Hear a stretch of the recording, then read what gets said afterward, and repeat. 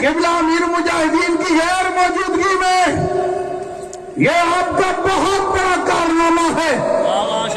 آپ نے غیر موجودگی میں یہ بتایا کہ قبلہ بابا جی نے وہ روح پھونک دی ہے امت کے زمانے میں کہ انشاءاللہ تعصب قیامت نبی کی عزت و ناموس پر پہرے داری کا فریضہ سر انجام دیتے رہے انشاءاللہ.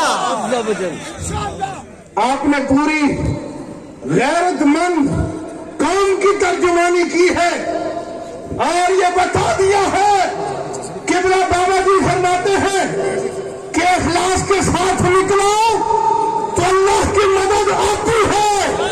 آپ کے خلوص میں کمی نہیں تھی اور گنبد خضرا کے مکینے بھی کرم نوازی میں کوئی کمی نہیں تھی.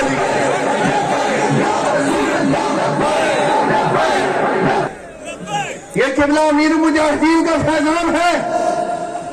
کل ہمارے ساتھی جیل میں نعرے لگا رہے تھے, آج صبح پھر نعرے لگائے تو ڈپٹی آ گیا وہ چودھری رضوان سیفی صاحب جو اسلام آباد کے ناظم اعلیٰ انہیں کہتا ہے تجھے نہیں پتا جیل میں نعرہ نہیں لگتا. اس نے کہا تو کیا کہہ رہا ہے, جیل کی بات کرتا ہے, یہ نعرہ تو تختہ دار پہ بھی لگا ہے. ہم پھر لگائیں گے.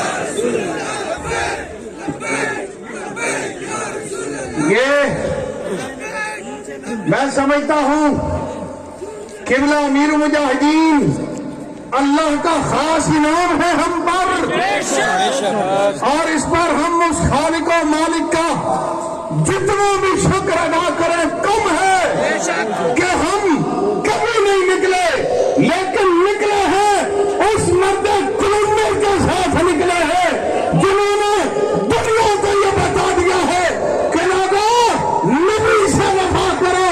جب نبی سے وفا کرو گے تو پھر کیا ہوگا کہ محمد سے وفا تجھے تو ہم تیرے ہیں.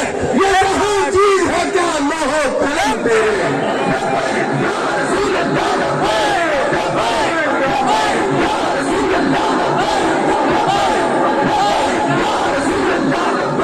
میں آخر میں راولپنڈی اسلام آباد کے غیور شاقان مصطفیٰ کا بھی شکریہ ادا کرتا ہوں, آپ حضرات کا بھی, اور اس بات پر معذرت بھی چاہتا ہوں کہ ہم بہتر انتظامات آپ حضرات کے لیے کچھ نہیں کر سکے. آپ کی مہمان نوازی میں کچھ کمی ہوئی, ہم اگر باہر ہوتے تو مزید بہتر انداز میں اسے مینج کرتے, لیکن یقیناً جو ہم سے ٹوٹی پھوٹی خدمت ہو سکی آپ سے یہی التجا ہے کہ بس دعا میں یاد رکھیں اللہ اسے اپنی بارگاہ میں قبول و منظور فرمائے. یہ دنیا کی زندگی عارضی زندگی ہے, یہاں کسی چیز کی خواہش نہیں, خواہش یہی ہے کہ تاجدار مدینہ کی شفاعت ہمیں نصیب ہو جائے. باقی فیصلہ انشاءاللہ میدان حشر میں ہوگا, پتہ چل جائے گا حق پر کون تھا اور باطل پہ کون تھا.